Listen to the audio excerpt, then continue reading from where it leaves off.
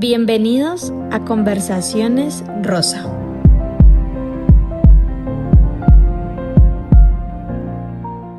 Hola, comunidad de Corazones Rosa, ¿cómo están ustedes? ¿Cómo las trata este 2026? Hoy estamos en nuestra tercera conversación rosa, en el mes de junio, el mes del padre, y ustedes no se alcanzan a imaginar el invitado que tengo el día de hoy. Una persona que amo profundamente, un ejemplo a seguir, un faro en mi vida, y estoy muy feliz que él haya aceptado esta invitación para hablar hoy juntos, y les voy a presentar a ¡mi padre! ¿Cómo estás, papito? Excelente, hija mía, excelente. ¿Cómo te sientes hoy? Bien, bien, pues un poco más tranquilo después de todo esto por lo que hemos pasado. Bueno, ¿te sientes cómodo? ¿Quieres hablar? Pues si me dejas. Bueno, vamos a empezar esta conversación, y antes de hablarles, de contarles quién es mi amado padre y demás, quiero que nos cuentes quién es Uber Ruiz Henao. Uber Ruiz, soy payanés, de origen caucano y paisa, un tipo emprendedor que se ha trazado metas a corto, mediano y largo plazo, que me he esforzado para ser lo que soy. Estudié medicina, soy internista, cardiólogo, ecocardiografista, y bueno, amo mi profesión, amo mi familia, tengo 5 hermosos hijos, tú eres la mayor, a ti te tocó experimentar ser padre contigo, y bueno, salió bien el experimento. Me encanta la naturaleza, me encanta disfrutar de la tranquilidad, de la paz, de la familia. Me encantan los amaneceres, los atardeceres, disfrutar de lo sencillo de la vida, de mojarme con el agua, caminar bajo la lluvia, nadar. Me gusta mucho la naturaleza, la tranquilidad. Ese soy yo. Ese eres tú, muy bien. Papito, ¿qué crees que ser padre ha sido como el mayor reto? Tienes 5 hijos. ¿Qué crees que en esto de ser padre tú dices, bueno, creo que este ha sido un reto duro? Pues a uno no le enseñan a ser padre, uno va aprendiendo. Hace 40 años no había internet, no había nada de estas cosas, y uno le tocó formarse como padre sin tener un libreto, pero haciendo lo que uno cree que debe hacer con sus hijos, tratando de darles buen ejemplo, de generarles buenos hábitos,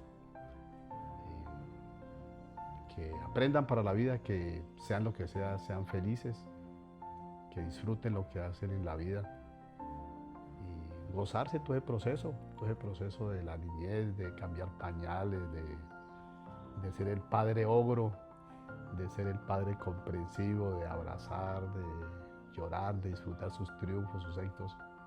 Es una tarea maravillosa, y lo haría hoy y todas las vidas que me siguen. Volver a ser padre. En esta oportunidad me tocó en 5 oportunidades, bueno, en las otras probablemente más. Oh. Bueno, ¿qué cosa resaltas linda de ser padre? Que tú dices, esto es lo que me encanta de ser padre.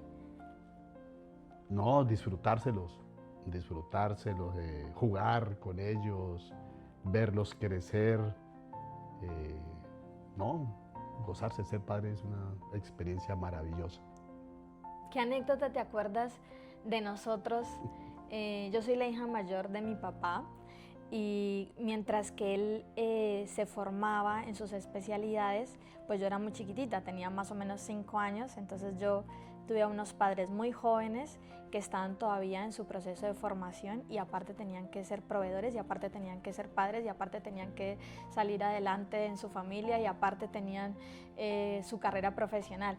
¿Qué anécdota tú dices, no, yo siempre me acuerdo de esa anécdota y se las quiero compartir conmigo? Pues si me permites te cuento 2, Bueno. no una y no 2. Listo. A ver, después de 2, 3 días de no ir a la casa a hacer turnos como médico, entonces llegaba a la casa, me compraba un balde de helados de varios litros y lo ponía en la mesa, y entonces una cuchara para ti, otra cuchara para mí, nos mirábamos a los ojos y comenzamos como una guerra, quién comía más rápido el helado y comíamos a comer helado, a comer helado, a comer helado. Eso era una cosa impresionante, terminábamos y al final nos abrazamos y te besabas, y después de 2 o 3 días lo hacía. Y esta otra, yo no sé si tú te acuerdas, esta es tremenda. Cuando estábamos en Argentina, yo estudiaba, tu madre también estudiaba, entonces como no teníamos con quién dejarte, tu mamá te llevó a la universidad. Entonces había un auditorio, había un cardiólogo dando clases y había un auditorio por ahí unas 300 personas, enfermeros, médicos generales, internistas, cardiólogos, y había un cardiólogo muy eminente dando una clase y tu mamá te llevó a clase. Entonces cuando el cardiólogo fue a dar la clase, vio a tu mamá encartada contigo y le dijo, no señora, no hay problema, traiga a la niña y me la pone acá delante del auditorio y no hay ningún problema. Y comenzó a dar la clase y el tipo estaba dando la clase y fumaba. Y tomaba y daba la clase y fumaba. Entonces tú te levantaste en medio de la clase, en medio del auditorio, y dijiste, señor, usted sabe que fumar está muy mal. Ese humo afecta a mis pulmones. Si usted se quiere enfermar, pues enférmese usted, pero no me enferme a mí. Y ese señor cambiaba de colores, ahí mismo dejó el cigarrillo a un lado, no volvió a fumar. ¡Ay, esta niña tan hermosa! ¿No te acuerdas? Estabas muy pequeña. Era muy chiquita, pero tengo ahí algo, un viso de eso. Sí. Tremendo. Qué buenas anécdotas. Sí. Podemos estar todo el día contando anécdotas. Sí, pero eso es verdad, pero bueno, qué buenos momentos que hemos pasado juntos en las diferentes etapas. Yo recuerdo que fuiste la primera persona que llamé cuando me dieron el diagnóstico. Yo, de hecho, yo me estaba haciendo un chequeo y se identificó que había un nódulo que medía 1 centímetro, o sea, esta uñita, y técnicamente no tenía características malignas y era probablemente un fibroadenoma, qué sé yo. Nos vemos en 6 meses, pero ese nódulo empezó a cambiar de tamaño, se volvió rojo, me empezó a doler y yo volví a consultar. El 10 de marzo que consulto, la ginecóloga me dice, no me gusta, quiero que te vea el mastólogo. El mastólogo me dice, no me gusta, quiero que te vea ya el radiólogo. El radiólogo me empieza a hacer la ecografía y ese nódulo había crecido 3 centímetros y ya tenía características no tan buenas. Entonces el doctor me dice, ¿quieres que te hable como médica o que te hable como paciente? Entonces yo le digo, no, háblame como médica. Entonces me dice, es un BRAF 5, 95% de malignidad, necesitamos hacerte la biopsia esta semana. Yo me quedo fría, congelada, porque hasta ese momento yo no dimensionaba, pero al recibir esa noticia de esa manera, yo dije, estoy al horno, el escenario es otro. Entonces yo salgo de la ecografía, me acuerdo tanto, en el pasillo, y yo digo, ¿qué hago? O sea, estoy como tildada, no sé qué hacer. Y lo primero que se me ocurre es llamar a quien ha sido mi faro, mi ejemplo a seguir, quien me ha enrutado, quien me ha dicho hay que hacer esto, porque siempre le he pedido consejos, su experiencia. Y en ese momento llamo a mi papá, que es la primera persona que llamo.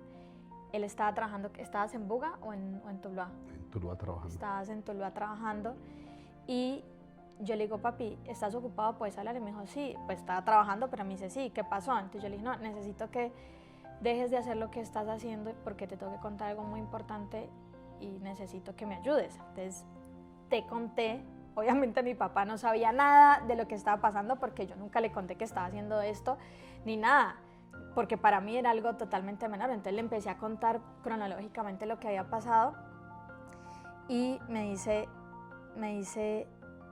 2 cosas. Primero me dice, hasta hoy trabajas, te vas a dedicar 100% a esto.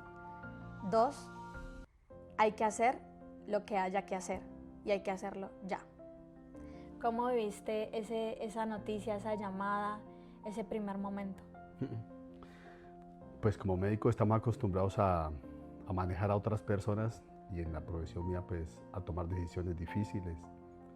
Este paciente va para cirugía, este va para marcapaso, este va para cateterismo, usted se opera, usted no se puede operar porque ya no se puede operar, ya no aguanta una cirugía. y toda la vida me tocó tomar decisiones difíciles. Pero en el caso tuyo, difícil, ¿no? Pues quedé quieto, pero definitivamente en medicina, siempre que hay un diagnóstico de esto, lo más importante es actuar ya. No hay que perder absolutamente nada de tiempo. Si yo tuviese que dar un consejo, es actuar inmediatamente, ya. Entonces, ¿qué se hace? No trabajes, paramos y no con angustia. Yo creo que más bien con esperanza. Pues el objetivo de nosotros los médicos es dar lo mejor a cada paciente, y en el caso tuyo, yo creo que no fue con angustia, fue como con esperanza, porque dije, bueno, hay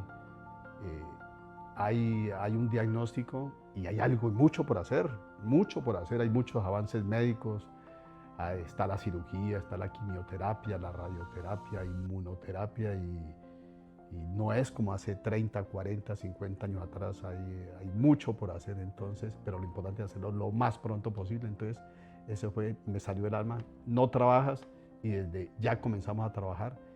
¿Y qué hay que hacer? Lo que haya que hacer. Hacemos lo que haya que hacer, bajo cualquier circunstancia, se tenga dinero o no se tenga dinero, hay que actuar inmediatamente, encomendarse al Dios Todopoderoso y actuar.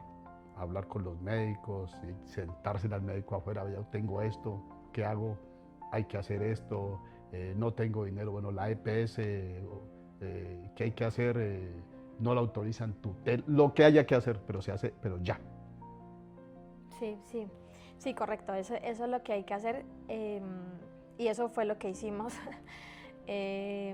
Así que bueno, tomamos las decisiones que haya que tomar. Ahora que te escuchaba hablar, también hay un momento muy importante que yo creo que tú no sabes, que también fuiste clave en el proceso, y es que yo estaba muy aturdida, yo estaba así como abombada, como que en ese primer mes, que es lo más duro, y tú me llamas un domingo y me dices, ¿qué vas a hacer con el tema de la maternidad? Y yo, ¿maternidad? O sea, claramente yo no, o sea, ni se me había pasado por la cabeza pensar en ese tema, y si no es gracias a ti que me traes ese tema y me dices, no, esto hay que hacerlo antes de iniciar el tratamiento, pero no tenemos tiempo. ¿Qué decisión has tomado? Entonces, si no fuera por ti, que estabas más lúcido que yo en ese momento y pensando en todas esas aristas médicas, pues yo probablemente no hubiera podido tomar decisiones con respecto a la fertilidad. Y no sé si te acuerdas que ese día yo te dije, papi, no sé qué hacer, estoy muy angustiada, vámonos para Buga. Y nos fuimos un domingo para el Milagroso de Buga a orar. Me llevé la carpeta donde tenía todas las cosas médicas y se la puse al Milagroso y le dije, Dios mío, haz lo que tengas que hacer, pero ayúdame. Y fue ese día, ¿te acuerdas? Correcto. ¿Cómo lo viviste? Pues hay que pensar en todo. Sabemos que cuando se utiliza quimioterapia, radioterapia, es muy difícil después de esto, muy difícil poder procrear. Entonces estamos con una carrera contra el tiempo y dijimos, no, tenemos que ya mismo ponernos con el mejor grupo de especialistas. Afortunadamente, un gran amigo, especialista, una autoridad mundial en fertilidad, el doctor Elkin Muñoz, me colaboró, nos colaboró, y siempre hay que pedirle ayuda al que sabe. A veces uno habla con el vecino, con el amigo, pero una recomendación es preguntarle al que sabe, y ojalá el que más sepa, ¿no es cierto? Y tomamos esa decisión, nos orientó al respecto y seguimos sus instrucciones, y bueno, vamos a ser abuelos en algún momento y ese es mi sueño, ser abuelo. Blainara, lo declaramos en el nombre de Dios. De todas estas etapas que pasamos, que fue fertilidad, quimioterapia, cirugía, radioterapia e inmunoterapia, que aún estamos en el proceso, no se ha terminado, ¿cuál crees que fueron de todas estas etapas para ti la que dices, esta fue la más dura para mí como padre? La quimioterapia. ¿Sí? No lo había pensado, la quimioterapia. La cirugía hay que hacerla. La quimioterapia es meter un medicamento a tu cuerpo que elimina, desactiva las células malas, pero dentro de ese proceso también tiene sus efectos adversos y también ejerce una serie de efectos en el cuerpo. Pero siempre en la vida hay que establecer riesgo-beneficio, riesgo-beneficio. Entonces la quimioterapia me parece muy fuerte. El solo color que tiene esos medicamentos, unos colores todos intensos que entran a tu cuerpo, que sabemos que son útiles, que son lo más útil, que hay que utilizarlos, pero generan vómito, generan malestar, pueden afectar otros órganos. Pero cuando uno revisa riesgo-beneficio, definitivamente el beneficio es absoluto. Estamos hablando de tu salud, de tu vida. Entonces, por más efectos que haya adversos, siempre el beneficio va a ser mucho mayor que los efectos adversos, y que son transitorios. Pero, de hecho, si tú te pones a pensar, en tus quimioterapias yo no he ido. Me cuesta mucho verte, así es muy diferente. Yo prefiero estar como en otros espacios, ser el líder en otros espacios, pero en ese espacio es complejo. Y verte con la quimioterapia me afectó mucho. Pero sabemos que había que hacerla y es lo mejor. Y definitivamente es una herramienta extremadamente importante. Y lo mismo, preguntarle al que sepa. Actualmente hay unos protocolos, en un futuro habrán mejores protocolos, pero definitivamente hay que preguntarle al que sepa, ¿no es cierto? Y en eso tenemos que asesorarnos bien. Todo el mundo debe hablar con su oncólogo y él te va a explicar riesgos, beneficios y tomar de común acuerdo la mejor decisión. Sabe uno, cuando sabe a qué se expone, es como que el organismo se prepara. Si tú sabes que eso te va a generar vómitos, y entonces te preparas mentalmente, porque bueno, me da un vómito, es transitorio y bueno, pues me lo voy a aguantar, no hay de otra. Y así suene cruel, es como gozarse todo ese proceso, ¿no? Me cayó mal, pero es para mi bien. Estoy vomitando, pero es para mi bien. Me siento débil, pero es para mi bien. Y esto, y tener su sonrisa y tener esa tenacidad de que... Bueno, papito, gracias por contarnos esa otra parte que yo no sabía. Muy interesante esta conversación. Yo recuerdo, digamos, en el proceso hay una tercera etapa que para mí fue muy importante y fue clave de mi papá, y es en el momento quirúrgico. Cuando salgo de la cirugía duró bastante, duró como 4 horas, entré tarde porque la chica anterior se complicó, entonces salgo muy tarde, casi a las 12 de la noche, y me dejan en recuperación junto con mi otra amiguita, y alguien se tenía que quedar. Entonces, bueno, ¿quién se queda conmigo? Y yo quería que mis papás fueran a descansar y que se quedara mi novio, y al final entra mi papá. Entonces yo digo, se va a quedar mi papá, pero yo sé que él trabaja mucho, que está muy ocupado, que no será una noche muy tranquila. Entonces él dice, no, yo me voy a quedar contigo durante esta noche. ¿Hace cuántas noches no hacías un turno ni una guardia? ¿Después de cuántos años volviste a hacer un turno y una guardia? ¿Hace cuánto no lo hacías? No, pues ya no trasnocho ni bailando, ni en fiestas. Como a las 12 de la noche ya me voy a descansar, no, por ahí unos 15 años. Unos 15 años. Hacía 15 años que no trasnochaba, pero cuando tú trasnoches tienes una silla, tienes algo donde pararte. No, en ese caso tocó parado al lado tuyo y te despertabas a cada rato, y cada vez que te despertabas yo estaba con una cara de pastel. Hola. Ve, papá, descansa. No, estoy bien. Y parado ahí toda la noche y te despertaba cada rato. Hola. Te acariciaba la cabeza. ¿Y cómo te sientes? No, me duele. Es por tu bien. Te vamos a aplicar un analgésico. Sé que te vas a mejorar. Esta es la cuota inicial de tu cura total. Y salió perfecto. Salió perfecto. Entonces vamos para adelante. ¿Qué hubo, pues? Descanse. Déjeme que yo haga mi trabajo y usted descanse. Y al ratico otra vez, papá, ¿qué? ¿Dónde estás? Y yo, aquí estoy, hola. Yo no sé si te acuerdas, estabas todavía bajo el efecto de la anestesia, pero Sí, yo me acuerdo. tratando de poner cara de pastel.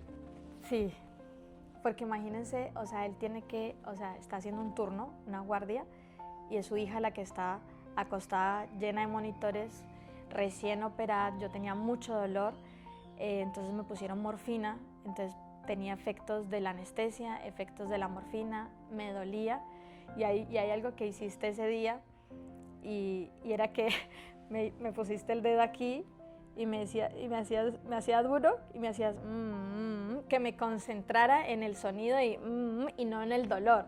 Entonces yo, y me hacía duro, y me hacía entonces yo me concentraba en el sonido y en la presión, entonces se me olvidaba que tenía ese dolor aquí en el pecho, y después me quedaba dormida, entonces cuando me quedaba dormida volví a abrir los ojos, yo, papá, mi papá, y él, hola, aquí estoy yo, bueno, ahí está, y volví y me quedé dormida, y sonaban las alarmas, pero era porque me había quedado dormida, entonces me bajaba la frecuencia cardíaca. Fue un momento donde la medicina que hemos estudiado, los dos somos médicos, los dos somos internistas, los dos somos cardiólogos, y él es mi padre y yo soy su hija, entonces fue como vivir todo lo que hemos aprendido, estando en ese momento en el que nos tocaba que vivirlo, ya era nosotros. Sí. Entonces yo creo que fue los momentos donde te sentí muy cerca, sentí ese padre que siempre ha sido, con la tenacidad que ha tocado que serlo, y te quiero agradecer enormemente por haberme cuidado como la hija de tus ojitos y por ese momento tan especial, papito. Agradecerte mucho, porque sin ti también no hubiera sido posible, digamos, ni quién soy, ni dónde estoy, ni haber transitado el proceso, ni estar aquí sentados hablando. Gracias. Buenísimo. No, me remonta a cuando a cuando tú eras niña, y justo en este momento que caigo en cuenta, cuando eras niña y tenías algún dolor, yo me frotaba las manos y te decía, ¿te duele? ¿Se te quitó el dolor? Bueno, sigue estudiando. Que me raspé acá. Y ahora que recuerdo, cuando estabas en cirugía y te dolía todo, lo que hacía era eso. Me frotaba las manos y ya, tú eres una médica, te la pones en la cabeza y en vez de decir, se decía, como haciendo un mantra. Y bueno, y funcionó. Nos tocó que aplicar todas las medidas posibles. Todo un arsenal de trucos.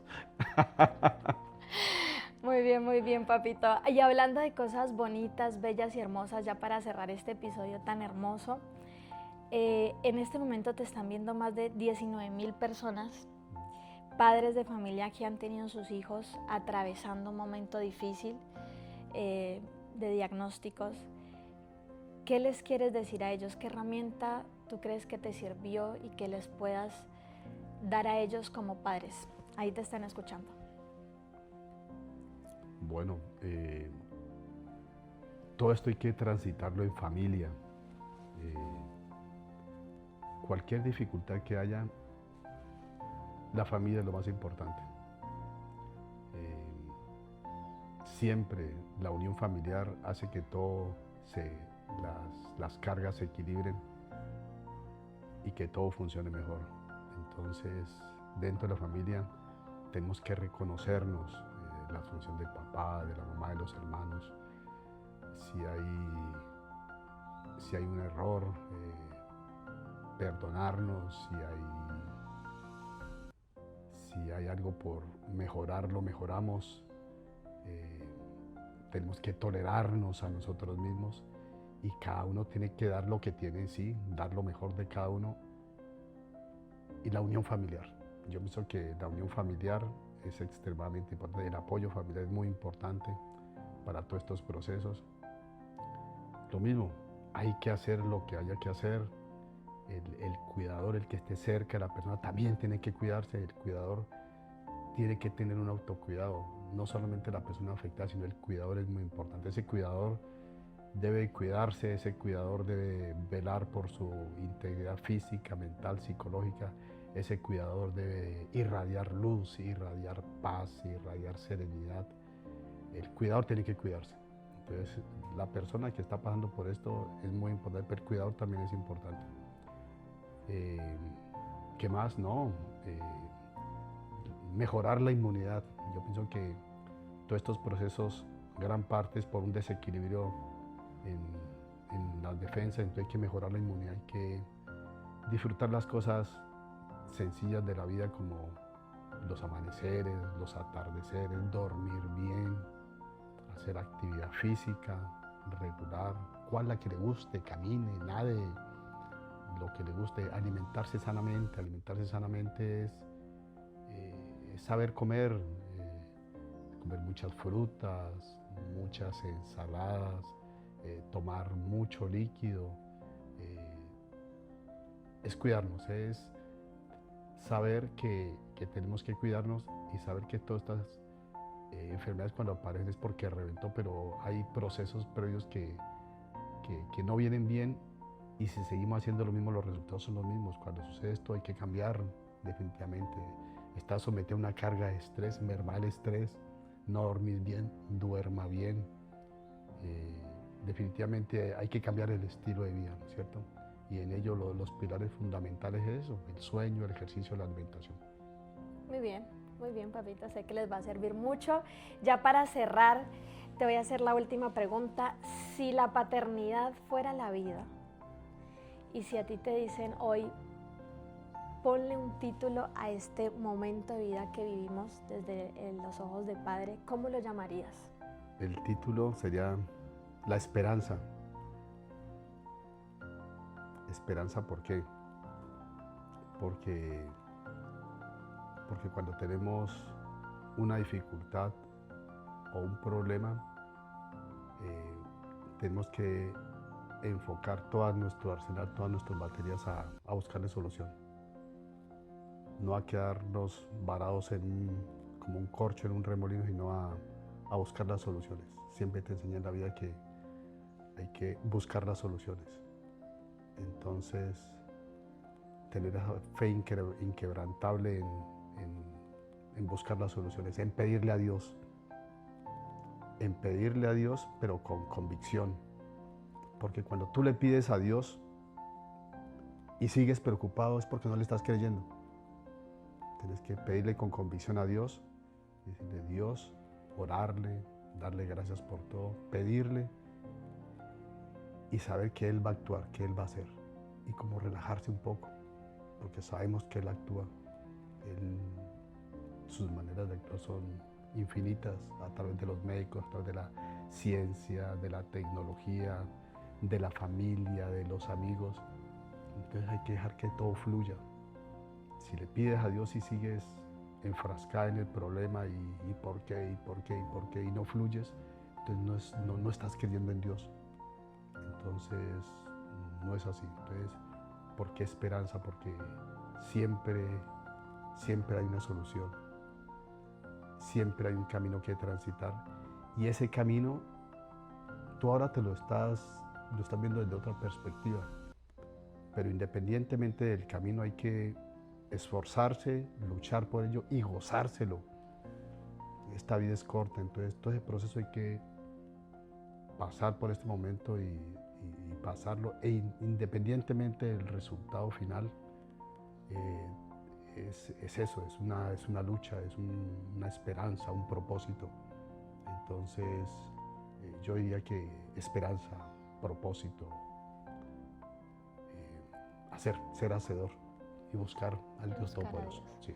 Yo sabía que mi papá iba a hablarnos algo sobre esto, porque sí hay una cualidad que tiene mi papá y tienes una capacidad, y es siempre que hay una situación, mi papá tiene la capacidad de ver el vaso medio lleno, que no es mi caso. Yo primero lo veo medio vacío, me doy contra las paredes y después digo, bueno, ¿qué es lo que hay que hacer? No, él siempre ante una situación, hay dos cosas fundamentales que mi papá siempre me dice: ve el vaso medio lleno, ve las posibilidades, ve las soluciones, y lo segundo es, mientras que uno esté con Dios y con el de arriba, todo esto tiene que fluir y yo sabía en el fondo que él algo iba a hablar sobre esto en la conversación. Bueno, papito, darte las gracias por estar en este momento conmigo. Tenemos un regalo muy especial de parte de Corazones Rosa y son estas hermosas flores para ti. Que me encantan las flores. Te encantan las flores, miren estos girasoles divinos. Darte las gracias, papito, aprovechar este momento para decirte que queden la inmortalidad de estas palabras, y es que te agradezco muchísimo por ser quien eres conmigo, porque eres una persona que yo sé que ha hecho mucho esfuerzo para salir adelante y para ser la persona que eres hoy. Sé que has pasado por muchos desafíos. Te quiero agradecer porque eres mi padre. Quiero pedirte disculpas y perdón si en algún momento tú sabes que he sido dura contigo. Sé que lo has hecho con las herramientas que has tenido. Lo has hecho muy bien. Por ti soy médica, por ti soy cardióloga. Sé que estuviste desde el lado que tenías que estar y te agradezco por todo. Gracias por estar a mi lado y ¡feliz día! Te amo, hija. Te amo.